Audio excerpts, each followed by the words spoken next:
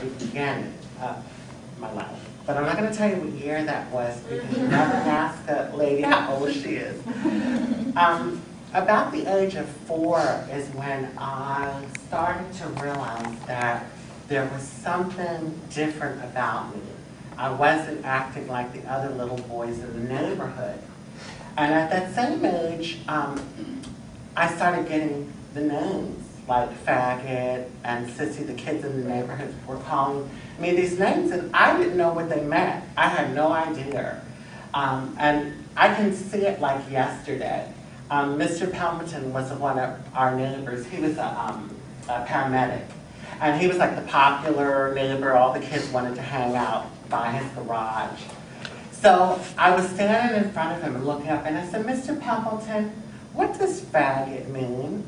And based on his response, I knew that it couldn't be a good thing. And of course, he never answered me. But he asked me, why am I asking that question? And I said, well, that's what all the kids are calling me. So for lack of a better phrase, he brushed it under the carpet, and he told me, you don't pay attention to those kids.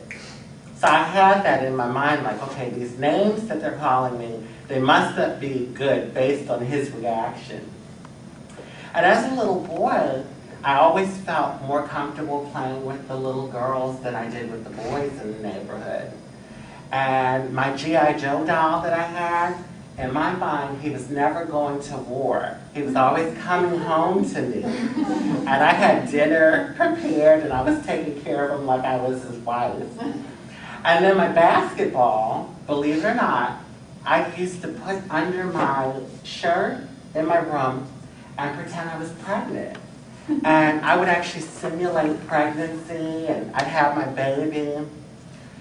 Well, school came. And let me tell you, it was a very challenging experience for me because I was bullied. And I mean, I was bullied, they were relentless. I mean, it was like relentless. They bullied me. And I was bullied because I was an effeminate boy. And it got so bad that I couldn't even stand in the schoolyard because the boys were going to beat me up or they were going to call me names and harass me. So my school was like about a block away, and I would stand at the door in the morning with my school bag, and you know how like at school you had 2 bells, the first bell rang and then you had a certain amount of time and then you better get to class before the second bell and you're considered late. So that first bell would go off and my mom would kiss me, and I'd run out the door, run across the driveway, across the street, through the schoolyard, into the school, and try to make it before the second bell.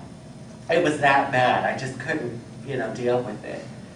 And worse was that I didn't feel comfortable sharing what was going on with my parents or my sister. Because, I went to school and I was bullied, and then to come home and say, okay, I'm being bullied, then the question would have been, why? And my femininity was like the white elephant in the room. Like my family just didn't talk about it. My mom was like wonderful. She's like the epitome of my mother and has always been very supportive with me, but it's just been the white elephant. So I never really discussed what was going on. Well, as I progressed into my teenage years, I got a little more, I would say, open, and I got involved in some activities. I was able to get accepted at a magnet school. So it was a little more diverse, and so I felt a little more comfortable to express myself, and I got involved in drama, and I got involved in choir, and debate team, and I was a good student and very polite to my teachers, so the teachers loved me. And I got popular with the students, but it was always the whisper, oh, he's gay. And it was the stigma that goes with it. And in my era, again, I'm not telling you what year that was, but in my era, we didn't have the support like you're finding in a lot of the schools now for GLBT. There wasn't such a thing. So I managed to make it through school. I graduated from high school. And I would say in my 20s is when I started to realize that I might be transgender. Because for all that time, I was thinking, oh, I'm just a gay guy, an effeminate gay guy. But I started thinking, oh my gosh, I used to take that basketball and pretend I was pregnant. That's definitely like a transgender marker, a little boy pretending he's pregnant.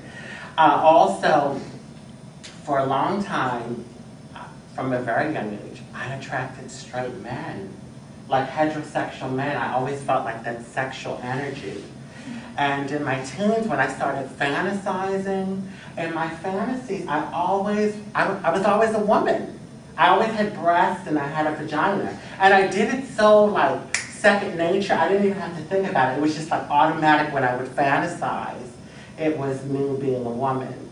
So I started the steps. I started growing my hair a little longer, wearing makeup. I was dressing unisex. I wasn't dressing quite like a man and quite like a woman, kind of like in the middle there, androgynous. And with transgenderism, you don't go to bed a man and in the morning wake up a woman. It's definitely a process. And everyone goes at their own pace. Everyone takes it as far as they feel comfortable taking it. And so for many years, I kind of straddled the fence. I was like living androgyny. You know, it was like, what is it? You know, like, and let me tell you, society is very uncomfortable when they can't label something. At least if you look at me and you know I'm transgender, but I'm still in the role of female. So it's a little more comfortable for people. Well, time went on, and I started taking it further. I started with the hormones and the silicone injections and dressing more feminine. And then eventually I took the leap over to womanhood. And so I started living as a woman full time. Being transgender can affect so many areas of your life. Because any society in the world, if you look at it, has their gender rules. The way a man should act, the way a woman should act, the role of a man in that society, the role of a woman in that society. So if you're someone that kind of falls in the middle, it can really be very, very challenging. And I'm talking from discrimination with health care, discrimination with housing, discrimination with employment. I mean, even if you're passable, let's say like someone, you can't tell that you're transgender. A lot of states are very, very conservative, and it's not that easy to get the M changed to F on your ID. So you walk into a place for employment, and let's say people don't know you're transgender, but as soon as the ID comes out, then the secret is out. Also, and I'm not making an excuse for this, but because of the employment discrimination in our community, that perpetuates the high amount of sex work that goes on among transsexuals. It's like you can't get a job, so you use what you have, that type of thing. So it definitely perpetuates that. It affects our relationships. A lot of heterosexual men are attracted to transgender women. They consider, and I say heterosexual because they do not consider themselves gay. They live in a straight world, they socialize within the heterosexual world, and they love women. They love biological women, but they also have an attraction to trans women, transgender women. So what happens for someone like me is you become like the secret. I want to be with you, but I don't want anyone to know. You're like the forbidden fruit. And that can be really difficult in the dynamics of having a relationship. And, you know, as a girl, you want to be taken out to dinner and go to the movies and wine and dine. And when you're the secret, it's hard to get that. It affects you something as simple as driving through a McDonald's drive-thru. And you pull up to the window, and the attendant laughs hysterically at you, you know, in your face at you, and all you want to do is get something to eat, and they're laughing at you. So on many different levels, it also can be a life and death situation. And that's what it was for me. I was brutally beaten up one night coming home from work by some guys who targeted me for being transgender. And I had to fight for my life. They hit me so hard. It's like they wanted to just destroy me. The names that they called me freak. And my life flashed before my eyes. I managed to get away, and even worse than that, I was scared to go to the police because I had heard the horror stories from other transgender people of the treatment that they received from the police. So I didn't go. I was scared of being re-victimized. 2 black eyes, my face hurting, a busted lip that was split completely. I could actually pull my lip apart this way, blood all over. And I went home scared. And I dumped that ice tray out in a towel and just put it on my face and laid in my bed crying. I was like, I don't have a place in this world. I felt like I just did not belong here. And I remember saying to God, God, why?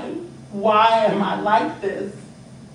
And in that moment, I had a divine encounter. It was not a dream. I had dreamed so many times before in my life. This was a divine encounter. And I lifted from my body, my soul, and I was floating around in the galaxies, and it was so beautiful looking at the bright stars. And I looked back at the planet Earth, and I had no connection to my human life. And I looked straight ahead at this beautiful, beautiful light. I had never seen a light so beautiful appeared in front of me. And it started showering me in a rainbow. I was like encased in the rainbow. Beautiful, vibrant colors, reds, purples, greens, yellows. And I reached out to go into the light, and I heard a voice say, "It's because of balance, my child." And it tapped me in the center of my head, and I started floating back into my body. Now, you can call it a dream, you can call it a vivid dream, but for me, that was a divine encounter. That was the thing that helped me to go on in life. Because in that moment, I didn't want to live anymore. I just felt like I did not have a place on this planet. I also began to think, what if I had died? What did I do with my life? Could I have really left the planet knowing that I made a positive difference? And that is when I made a decision that as long as I'm here on the planet, I'm going to be the best that I can be and try to make a positive difference on the planet. And that when the day comes that I have to leave this planet, I want to go knowing that I made it better, not only for just being here in the world, but for my transgender people, for transgender people that are going to come behind me. That experience prepared me for something even harder. In 2004, my father was very sick during the summer. He was in the hospital and in intensive care, and the doctor said that he wasn't going to make it. All my life, I could not understand why my father and I weren't close. I just felt like he resented me, and I couldn't understand it. You know, as a child, your big people are your mother and your father, and, you know, my mother was the epitome of mother, and here it is, I had this father, and I still wanted, like, his approval and love from him. And my father had his issues. You know, he was an alcoholic, and he had his demons, as you would call, as some people say. But he was also a wonderful man in many ways. He worked very hard. He provided for his family. He took care of us. He was a firecracker. He'd be the life of the party, and his friends, and even my cousins today tell me that he was their favorite uncle. But I just never felt like there was a connection with him.